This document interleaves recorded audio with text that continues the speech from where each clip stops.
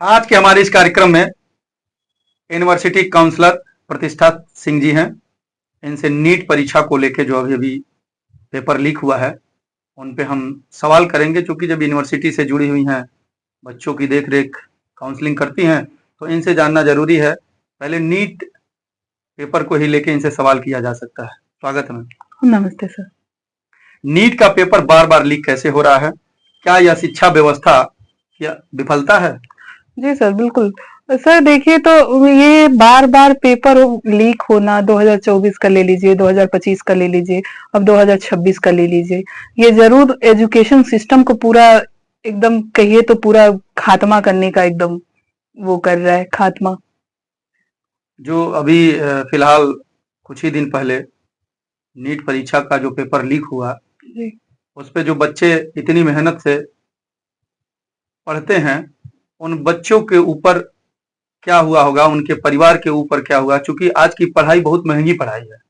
बच्चों पे सर यही असर पहुंचा है कि मेरे पास कई बच्चों ने कॉल किया, बच्चियों ने कॉल किया और उनके पे यही प्रभाव पड़ा है। एक बच्चा मेरे पास फोन करके बोला, मैडम अब फिर दोबारा यदि री एग्जाम होता है तो मेरे पास इतने पैसे नहीं है कि मैं फिर जाके वहां तक एग्जाम दे दूं, क्योंकि 200 किलोमीटर के रेंज में ही, उससे आगे के ही रेंज में देता है एग्जामिनेशन के लिए।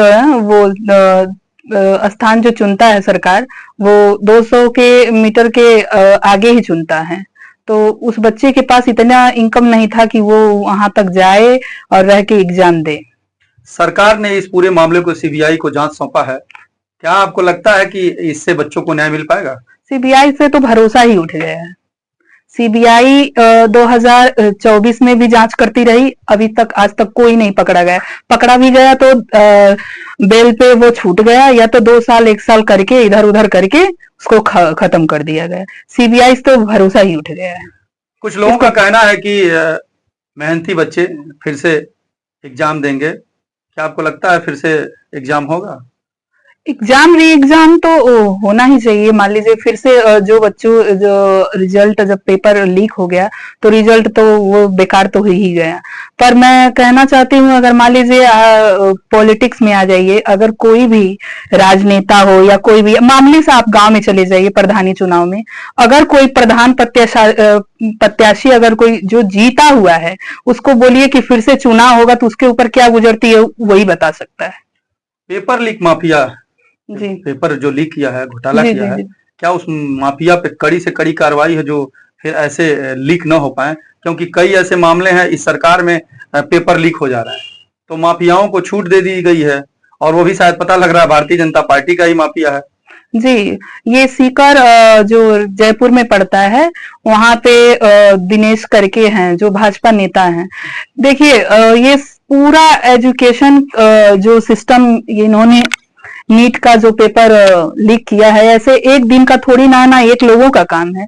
कोई भी क्राइम होता है तो एक लोगों का, इसमें पूरा गिरोह है और इसको ऐसे थोड़ी ना खात्मा होगा।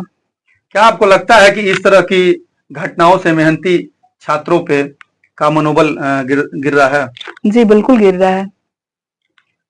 आज लाखों छात्र सड़कों पर उतरे हुए हैं, जी। अपनी पीड़ा लेके। छात्र उनको क्या कहेंगे आप?